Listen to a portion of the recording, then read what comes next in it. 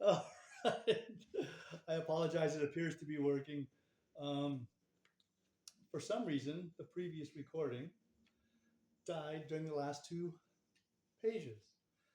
So I actually had to find a new tool to record these last two pages. So thank you for bearing with me and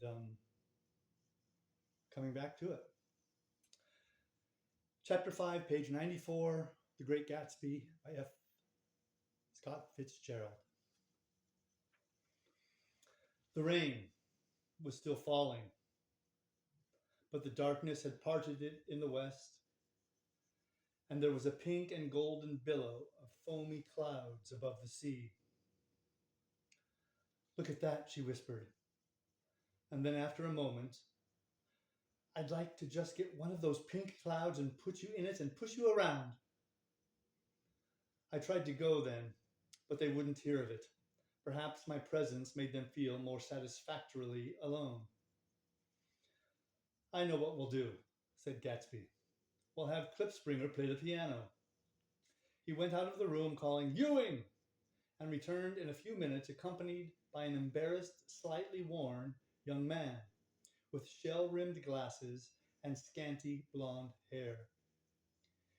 He was now decently clothed in a sport shirt, open at the neck, sneakers, and duck trousers of a nebulous hue. "Did we interrupt your exercises?" inquired Daisy politely.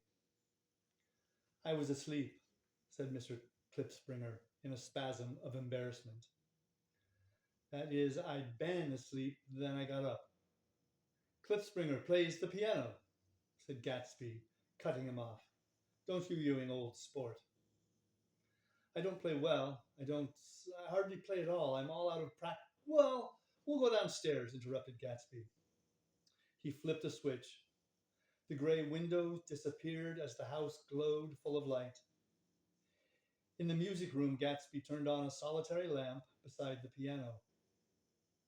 He lit Daisy's cigarette from a trembling match and sat down with her on a couch far across the room, where there was no light save what the gleaming floor bounced in from the hall. When Klipspringer had played "The Love Nest," he turned around on the bench and searched unhappily for Gatsby in the gloom. "I'm all out of practice, you see. I told you I couldn't play. I'm all out of practice." "Don't talk so much, old sport," commanded Gatsby. "Play!" "In the morning, in the evening, ain't we got fun?"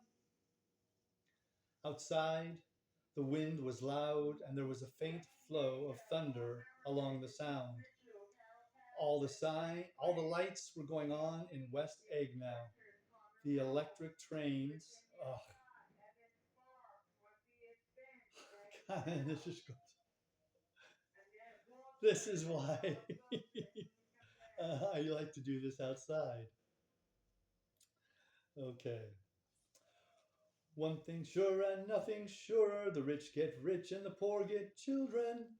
In the meantime, in between time, we got fun." As I went over to say goodbye, I saw that the expression of bewilderment had come back into Gatsby's face, as though a faint doubt had occurred to him as to the quality of his present happiness. Almost 5 years. There must have been moments even that afternoon when Daisy tumbled short of his dreams. Not through her own fault, but because of the colossal vitality of his illusion. It had gone beyond her, beyond everything. He had thrown himself into it with a creative passion, adding to it all the time, decking it out with every bright feather that drifted his way. No amount of fire or freshness can challenge what a man will store up in his ghostly heart. As I watched him, he adjusted himself a little, visibly. His hand took hold of hers, and as she said something low in his ear, he turned toward her with a rush of emotion. I think that voice held him most, with its fluctuating, feverish warmth. because it couldn't be over dreamed. That voice was a deathless song. They had forgotten me, but Daisy glanced up and held out her hand. Gatsby didn't know me now at all. I looked once more at them, and they looked back at me, remotely, possessed by intense life.